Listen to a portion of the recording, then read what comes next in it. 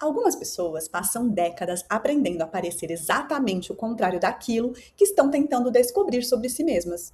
E talvez seja por isso que tanta gente só começa a suspeitar de autismo depois dos 30, 40 e às vezes até dos 50 anos. Porque existe uma ideia muito comum de que se você estudou, trabalha, construiu relacionamentos, conversa normalmente e conseguiu organizar uma vida, então você não poderia ser autista. Só que tem uma pergunta muito mais interessante aqui. Quanto dessa vida acontece naturalmente? E quanto dela você aprendeu a fazer? Porque essas duas coisas podem parecer iguais para quem olha de fora, mas podem ser completamente diferentes para quem vive. E hoje eu quero te mostrar justamente isso. Como algumas características do autismo podem passar despercebidas durante anos, inclusive pela própria pessoa. E o que realmente precisamos observar quando existe essa dúvida. E fica comigo, porque mais para o final eu vou te mostrar porque algumas características que parecem muito indicativas de autismo, quando aparecem isoladamente, podem levar você para uma conclusão errada. Eu sou Patrícia Pontes, neuropsicóloga, e talvez a primeira coisa que a gente precisa desconstruir seja a imagem que muita gente ainda tem de uma pessoa autista. Porque quando alguém pensa em autismo, geralmente imagina características muito visíveis. Uma pessoa com grande dificuldade para conversar, que não consegue estabelecer vínculos, que apresenta comportamentos repetitivos muito evidentes, ou ainda que teve dificuldades importantes desde a infância. E é aí que aparece uma mulher de 38 anos, por exemplo, que trabalha, é casada, tem filhos, conversa olhando para você, construiu uma carreira, talvez tenha amigos e pensa: então não faz sentido eu ser autista. Mas aqui começa a parte interessante. Porque a pergunta não deveria ser apenas: você consegue fazer essas coisas? A pergunta também é: como você consegue? Pense em uma situação social. Tem gente que entra em um ambiente, percebe o clima, entende quando deve falar, quando deve parar, percebe uma ironia, muda o comportamento conforme a reação das pessoas e praticamente não pensa sobre isso. Agora, imagine alguém que também consegue fazer tudo isso. Só que, por outro lado, usando um outro caminho. Ela observa, analisa, aprende padrões, pensa no que deveria responder, revê mentalmente uma conversa depois que ela terminou. Talvez até ensaie antes de determinadas situações. Por fora, as duas podem parecer socialmente competentes. Por dentro, a experiência pode ser muito diferente. E essa diferença importa, porque algumas pessoas desenvolvem ao longo da vida estratégias para compensar ou mascarar determinadas dificuldades. E quanto melhores essas estratégias ficam, menos óbvias parecem as dificuldades originais daquela pessoa. Só que isso não significa que toda pessoa que se sente cansada socialmente ou que pensa antes de falar seja autista. Guarda isso, porque eu vou voltar nesse ponto com você. Tem outra coisa que costuma confundir bastante. Quando falamos de autismo, muita gente procura apenas dificuldade social. Mas o autismo não se resume a isso. Podem existir uma necessidade muito grande, por exemplo, de previsibilidade. Mudanças inesperadas podem incomodar muito mais do que as outras pessoas imaginam. Pode haver interesses extremamente intensos, necessidade de fazer determinadas coisas de maneira específica, repetições, particularidades sensoriais, sons que parecem muito mais alto, luzes que incomodam, cheiros, texturas de roupas, certos alimentos, ambientes cheios, toques. Só que, novamente, existe uma armadilha.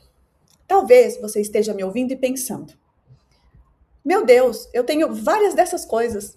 E é justamente aqui que os vídeos de checklist podem começar a atrapalhar.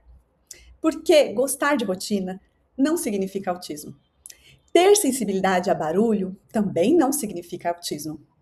Ser introvertida não significa autismo. Não gostar de festas também não significa autismo. Ter dificuldade para fazer amigos não significa autismo. Ter hiperfoco em algumas coisas também não significa sozinho o autismo. Então, se nenhuma dessas características isoladamente responde à pergunta, o que responde? E é aqui que precisamos parar de procurar sintomas soltos e começar a procurar um padrão. Imagine um filme. Se eu tirar 3 cenas e mostrar para você, talvez você interprete aquela história de uma maneira. Mas quando você assiste o filme inteiro, aquelas mesmas 3 cenas podem ganhar um significado diferente. Em uma investigação clínica, acontece parecido. Nós não queremos apenas saber se determinada característica exige ou existe hoje. Queremos entender quando ela apareceu, como era a sua infância, como você brincava, como estabelecia amizades, como lidava com mudanças, como compreendia determinadas situações sociais. Se existiam particularidades sensoriais, interesses muito intensos ou padrões repetitivos.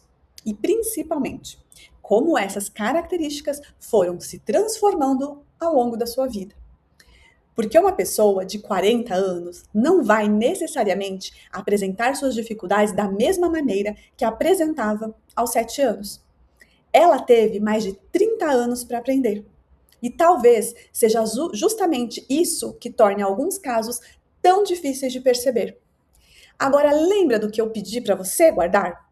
Existem pessoas que se sentem deslocadas socialmente, ensaiam conversas, ficam exaustas depois de interações sociais, gostam muito mais de previsibilidade ou apresentam sensibilidades e não são autistas.